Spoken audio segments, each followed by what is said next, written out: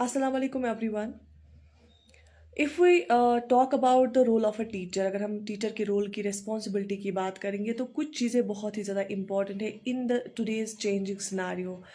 सबसे पहली ये बात है कि सबसे बड़ी रिस्पॉन्सिबिलिटी आजकल टीचर पे क्या है, वो ये है कि एक टीचर को अपने स्टूडेंट्स को पहले एक्सेप्ट करना चाहिए, क्योंकि सारे स्टूडेंट्स कभी भी एक जैसे नहीं हो सकते।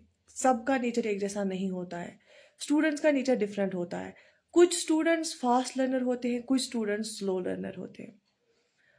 और दूसरी चीज़ ये भी है कि अगर आप चाहते हैं कि किसी स्टूडेंट कोई किसी सब्जेक्ट में पीछे है, उसको आप सिखाना चाहते हैं, आप जितना उसको प्यार से और एनकरेजमेंट से सिखा सकते हैं, उतना आप उसको फोर्सफुली एंड रूड बिहेवियर से नहीं सिखा सकते।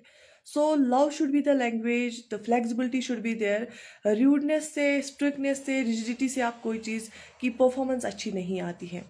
और अगर हम देखेंगे चेंजिंग सिनारियो में, due to the cultural changes, due to the environmental changes, due to overall lifestyle changes, जो अगर हम देखेंगे पहले स्टूडेंट्स में बहुत ज़्यादा ओबीडियंस हुआ करती थी, अब वो ओबीडियंस नहीं देखने को मिलती है। वो ओबीडियंस वापस लाने की ज़रूरत है। And it's my personal opinion that there should be a balance between the flexibility and rigidity. जो एक गैप मेंटेन होना चाहिए, वो बहुत ज़रूरी है। एक फॉर्मल रिलेशनशिप होना चाहिए टीचर के साथ।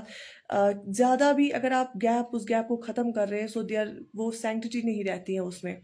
सो you should be close to your students in some way, in a proper way, इस जिसको हम फॉर्मल तरीका बोलते हैं।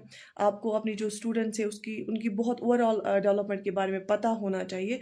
बट एक जो मेंटेनेंस होता है, गैप का मेंटेनेंस, जिससे वो ओबीडियंस बरकरार रहती है। क्योंकि एक टीचर रोल मॉडल होता है, जो आपका अगर आप एक तहजीब याफ्ता और फॉर्मल वे में बिहेव करते हैं, तो स्टूडेंट्स भी वही सीखते हैं।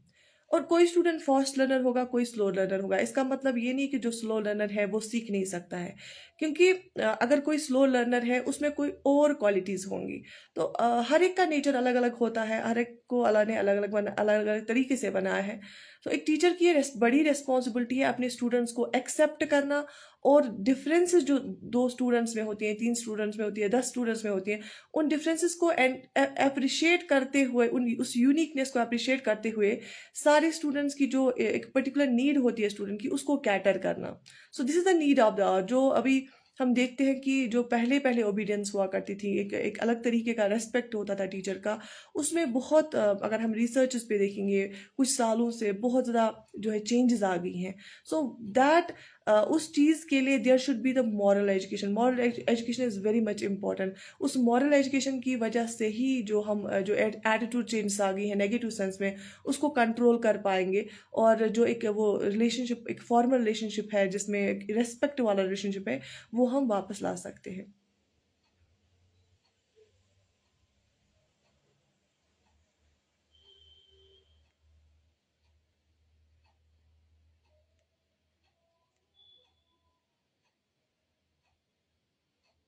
बिल्कुल।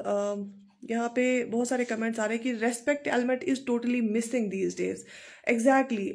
जितने भी हम बहुत सारे केसेस देखते हैं, बहुत सारी केस स्टडीज हमने रीड की पिछले कुछ सालों में, there is a sudden drop in the obedience जो हम देखते हैं। बट इट्स टोटली बहुत सारी चीज़ों में चेंज आ गई है, एटीट्यूड चेंज आ गया है, बिहेवियर चेंज आ गया है due to our lifestyle changes. जितने जो माहौल इर्द गिर्द चेंज हो गया उस वजह से।